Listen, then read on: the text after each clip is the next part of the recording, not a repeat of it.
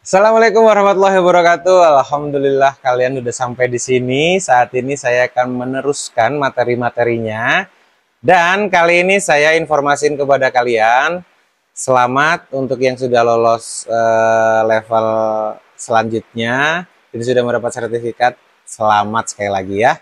Mudah-mudahan kalian lolos terus sampai level 7 sehingga dapat berkesempatan untuk pitching langsung di depan investor dan kalian berkesempatan memenangkan hadiah dari bos UKM senilai miliaran rupiah. Saat ini sih 1 miliar, mudah-mudahan bisa lebih ya.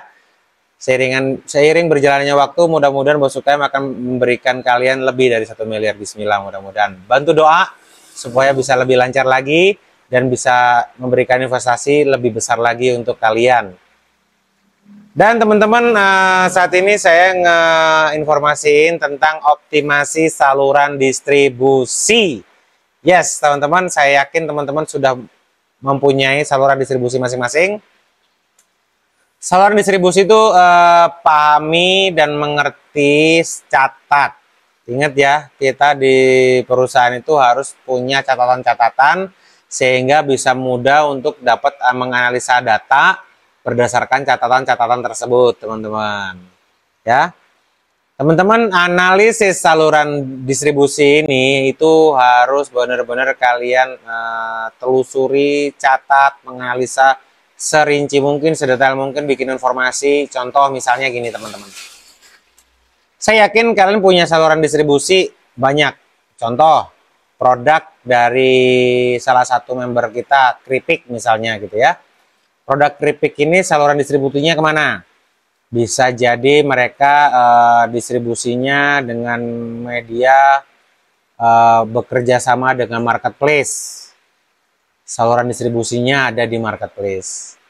Mereka jualannya via website atau landing page. Saluran distribusinya di website dan landing page tersebut. Atau kalian kerjasama dengan JNE, JNT dengan COD produk, kalian bisa jualan juga via marketplace Facebook misalnya, gitu. Terus ada banyak banget saluran-saluran distribusi ini, mungkin via reseller, via membership, atau via pasar modern. Jadi dititipkan di Jogja Gria, Indomart, Alfamart, Toserba dan lain-lain. Bahkan dititipkan di corporate koperasi misalnya, itu bisa juga. Jadi banyak saluran-saluran distribusi yang saya yakin kalian sudah pakai.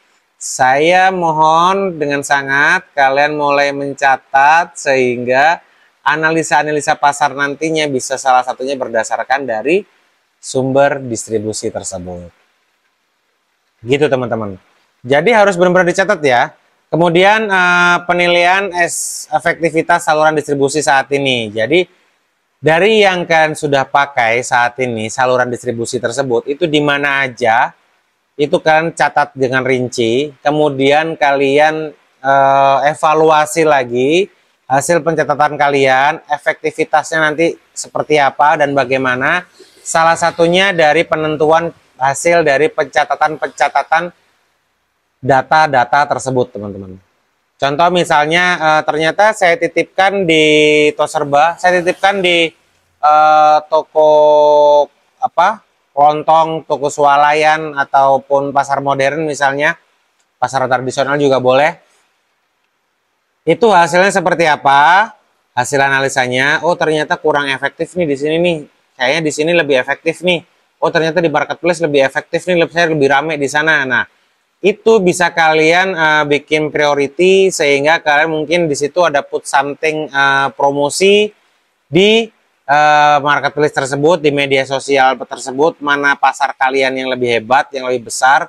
Di situ bisa kalian adakan promosi, event-event dan lain-lain untuk tujuannya men-scale up omsetnya kalian. Jadi menaikkan omsetnya kalian jauh lebih mudah karena ternyata udah ada indikator-indikator yang bisa kalian pelajari berdasarkan hasil data realistis yang ada di pasarnya kalian menurut data hasil analisa tersebut. Gitu teman-teman.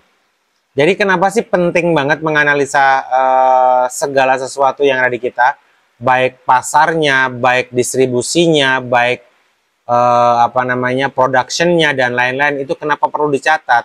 At the end of the day, yang namanya bisnis pengen berkembang itu harus tahu saat ini saya di mana, besok saya di mana dan kemana. Kan tujuannya naik kelas, ya. Karena tujuannya naik kelas, kita harus tahu nih, kita naik kelasnya di sisi yang mana, di bagian mana. Mengidentifikasi target pasar, teman-teman. Jadi kita harus benar-benar bisa membuat satisfying-nya pembeli kita itu meningkat, teman. Jadi pembeli kita itu benar-benar bisa menjadi customer loyal, pelanggan-pelanggan tetap, apalagi sampai loyal ya. Kalau udah customer loyal itu customer yang bisa mereferensikan produknya kalian ke teman-temannya mereka. Itu luar biasa, teman-teman. Jadi gimana cara menjaganya? Ya kalian mulai mengidentifikasi targetnya yang pas. Jadi siapa nih orangnya nih? Terus perlu dikasih apa nih orang ini? Dikasih hadiah apa nih gitu ya? Dikasih perhatian apa nih? Kasih perhatian ke klien-kliennya kalian, ke pelanggan-pelanggannya kalian, sehingga mereka menjadi customer yang loyal untuk kalian. Kalau sudah menjadi customer yang loyal untuk kalian, kalian mudah membuat promosi, mudah untuk dibeli, bahkan mereka sampai mau willing to expand more lagi, expand lebih besar lagi untuk membeli produknya kalian. Tentu saja tujuannya adalah kita jualan, tapi tidak sepenuhnya dalam perhatian kita terhadap klien kita, customer kita, pelanggan kita itu tidak harus kita langsung bikin promosi, tapi lakukan perhatian-perhatian kecil, contohnya say hi ya, beri salam, selamat ulang tahun, kasih ucapan gitu ya. Terus lihat di media sosial, ingat tuh kan saya pernah share juga ya bahwa kalian followersnya siapa, followersnya para pelanggan kalian jauh lebih baik daripada kalian follow artis-artis tersebut. Mendingan kalian follow pelanggan-pelanggan kalian. Dari situ kalian tahu behaviornya calon pelanggan kalian dan pelanggan kalian. Mereka di media sosial pasti akan memberikan mencari perhatian kan, dan cari perhatiannya mereka itu dengan konten-konten yang mereka sajikan di media sosial mereka kan.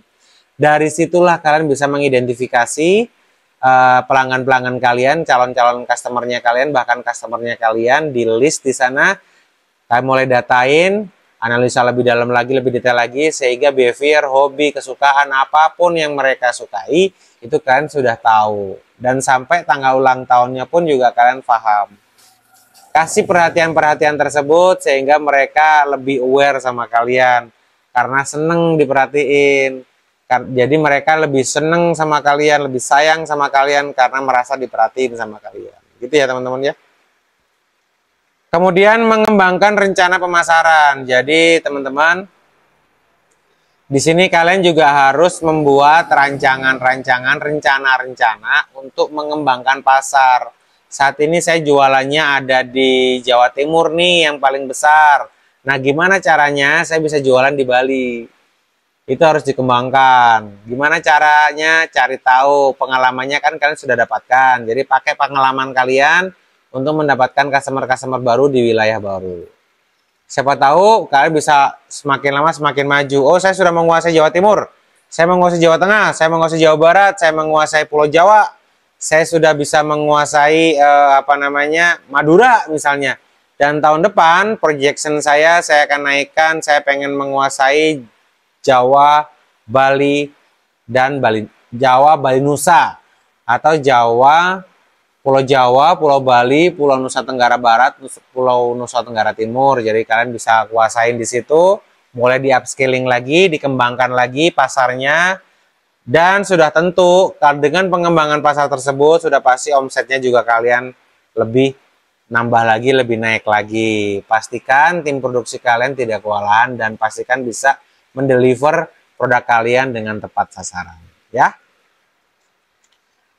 Sampai sini jika kalian masih bingung bagaimana pengembangannya seperti apa, caranya seperti apa, metodenya bagaimana, dan kalian masih bingung, boleh kalian tanya kepada saya, kita komunikasi ya, kalian bisa WhatsApp saya, bisa curhat sama saya, insya Allah saya akan bantu bagaimana membuat polanya ya.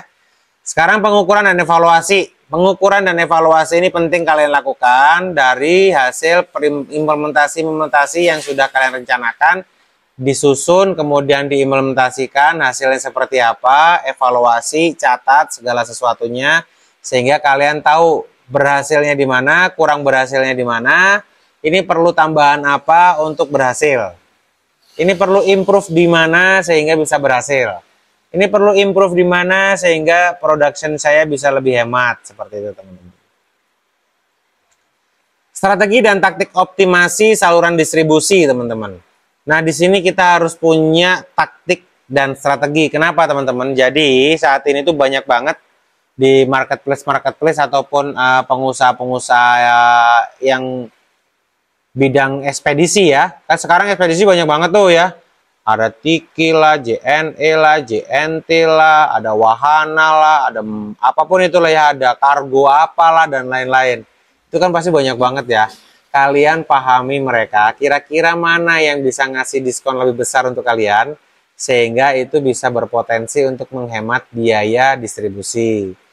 Gitu teman-teman. Terus kemudian kalian cari tahu juga kira-kira yang paling cepat yang mana, yang paling murah yang mana, terus yang jaringannya yang paling luas yang mana, itu kalian bisa menganalisa. Apalagi saat ini zaman informasi terbuka, global, kalian bisa lihat di Google, kalian bisa lihat di YouTube, media sosial yang lainnya, kalian juga bisa lihat informasi tersebut ya teman-teman ya. Jadi saran saya kalian mulai aware di situ, mulai pahami, bisa membuat optimasi dari sisi distribusi teman-teman. Siapa tahu nanti kalian dari situ, dari hasil analisa tersebut jadi punya ide, wah ini kayaknya saya harus titipin produk ini di sini nih gitu. Nih UMKM teman-teman, pengusaha-pengusaha lokal, saya punya ide yang cukup berhasil alhamdulillah. Kalian coba cari data di sekitaran rumah kalian dengan menggunakan data yang tepat, akurat, padat. Itu dari mana? Hire tukang sayur keliling teman-teman. Kenapa begitu? Jadi dengan hire tukang sayur keliling teman-teman, kalian bisa membantu penyebaran informasi tentang kalian. Contoh teman-teman, yang jelas nih ya, kita inilah ya, tahu bahwa yang namanya tukang sayur keliling itu sahabat para emak-emak, sahabat security dan ART, sahabat-sahabat mereka lah yang jelas. Dan kalau sahabat sama mereka, secara otomatis mereka tahu yang punya rumah siapa, anaknya berapa, minimal mereka bisa tanya nomor teleponnya berapa, mereka bisnisnya di mana, kerjanya di mana, aktivitasnya apa, sampai mana, sukanya apa, segala macam, suka makan sayur apa, belanja apa di situ gitu ya teman-teman ya. Dari situ data tersebut itu lebih akurat teman-teman. Kenapa? Itu karena mereka tiap hari keliling, sudah pasti mereka tahu tuh datanya. Dari situ kalian bisa manfaatin data tersebut untuk scale up jualan kalian minimal di lingkungannya kalian, di kompleknya kalian. Ya siapa tahu aja dari kompleknya kalian mereka pada tahu produknya kalian, ternyata kalian malah dapat reseller nanti di situ. Ya, coba pakai cara yang seperti itu untuk mendapatkan data yang otentik, yang akurat dari tukang sayur. Cobain aja teman-teman. Implementasi dan manajemen optimasi saluran distribusi, teman-teman. Melaksanakan rencana optimasi saluran distribusi ini tuh mengelola berjalan dengan efektif itu bagaimana sih? Begini, teman-teman. Untuk mengoptimasi distribusi, itu udah jelas bagaimana kita bisa mengembangkan produk kita sampai di tangan tujuan, sampai di tangan pelanggan, sampai di tangan konsumen. Caranya bagaimana itu banyak banget. Bagaimana penyebarannya via media online, bagaimana penyebarannya via marketplace online, marketplace yang sekarang ya, bagaimana pengembangannya via media sosial, via koran online, dan lain-lain. Itu banyak banget mekanisme-mekanismenya, banyak banget cara-caranya, itu bisa kalian tempuh untuk menambah saluran distribusinya kalian. Apalagi saat ini banyak banget fasilitas-fasilitas dari expedition, seperti JNT, JNE, Tiki, itu mereka punya yang namanya COD. Jadi bayarnya COD. Under berapa ya kalau nggak salah, under 4 juta gitu kalau nggak salah, barang yang di bawah 4 juta atau 3 juta itu bisa dibayar dengan COD, dikirimkan oleh ekspedisi tersebut. Cuma ini hati-hati ya dilakukan ya teman-teman ya, karena takutnya yang COD malah mereka ngebalin produknya, alasannya mereka nggak ngeklik lah, mereka nggak beli lah, terus mereka cuma nanya-nanya doang, tapi ternyata dikirimin kayak gitu-gitulah. Itu banyak banget alasan-alasan tersebut yang klise-klise tersebut, itu kalian bisa filtering nanti ketika sudah kalian lakukan. Nah, lagi-lagi pencatatan data tersebut itu penting. Gunanya apa? Untuk menyusun perencanaan berbasis data, kita butuh data yang jelas, akurat, dan tepat. Gitu teman-teman. Jadi sampai sini gimana teman-teman? Udah memahami bagaimana kita mengimplementasikan cara kita dalam hal manajemen distribusi? Mudah-mudahan kalian sudah memahami ya. Apa yang harus dipersiapkan untuk mendistribusikan produk kita? Apa yang harus kita strategikan, konsepnya harus seperti apa sehingga bisa diterima di produknya kita, di konsumen kita, dan kita bisa memperluas lagi, mengembangkan area pasar kita sampai nasional. Poinnya teman-teman, berkembangnya kita itu dimulai dari diri kita, jadi dimulai dari lingkungan kita. Jadi kalau kita masih belum dikenal sama di seluruh penduduk atau kompleknya kita, ada yang salah di kita. Gimana cara kenalan? Tukang sayur deketin. Cukup kasih kopi sama gorengan doang cukup. Mereka pasti akan ngasih. Dan pastikan kalian belanja di tukang sayur tersebut ya. Oke teman-teman, itu informasi dari saya. Mudah-mudahan bermanfaat dan mudah-mudahan ilmu hari ini bisa kalian pakai. Lagi-lagi kalau kalian masih bingung penerapannya seperti apa, konsultasikan dengan saya. Telepon saya, WhatsApp saya. Insya Allah saya akan jawab satu persatu dari kalian. Terima kasih, sampai ketemu lagi di materi selanjutnya. Wassalamualaikum warahmatullahi wabarakatuh.